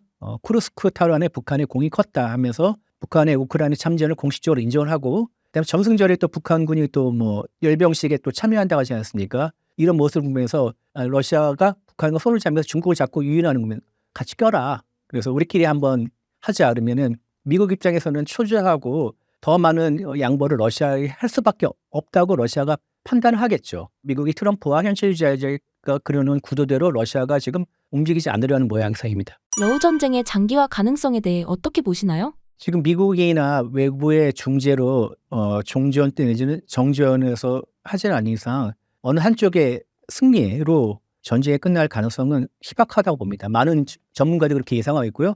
IMF는 2025년 말까지 최소한 전쟁이 이어질 것이고 비관적으로 본다면 2026년 중반까지 계속될 거라고 전망한 적이 있습니다. 양측이 모두 불리한 평화를 원하지 않는다는 그 입장이기 때문에 우리가 불리한 조건 전쟁 끝내지 않겠다. 조금이라도 더 받아내서 그래서 어느 정도 체면을 차리고 이익을 보장해 받아야지만 전쟁을 끝내겠다 이런 입장이기 때문에 이거를 중재하고 서로 가운데서 딱 만나게 하는 건 쉽지 않을 것 같습니다. 최소한 러시아가 전쟁을 시작했고 러시아가 계속 우크라이나 상대로 군사력이나 국력을 소모하는 전략, 소모전을 지금 펼치고 있는데 러시아도 되게 상황이 좋지 않다고 합니다. 제가 어떤 한 아티클을 읽었는데 러시아의 전쟁 수행 능력에 대한 전망 보고서입니다. 러시아가 올해 중반 이후로는 경제적으로 되게 힘들지 않을까. 왜냐면은 러시아가 지금 전쟁에 쓰고 있는 전비는 예산에서 국방비가 크게 는 게 아니라 러시아가 자체적으로 운영하는 국펀드에서 돈을 끌어내가지고 그거로 전비를 쓰고 있는데 이것도 한계가 있으니까 올해 한 중반 이후까지에서는 러시아의 국펀드가 이제 많이 소진이 돼서 수행 능력이 떨어지지 않을까 이렇게 전망한 게 있는데 러시아가 일으킨 전쟁이니까 러시아가 먼저 두 손을 들지 않은 이상은 끝나기 쉽지 않을 것 같습니다.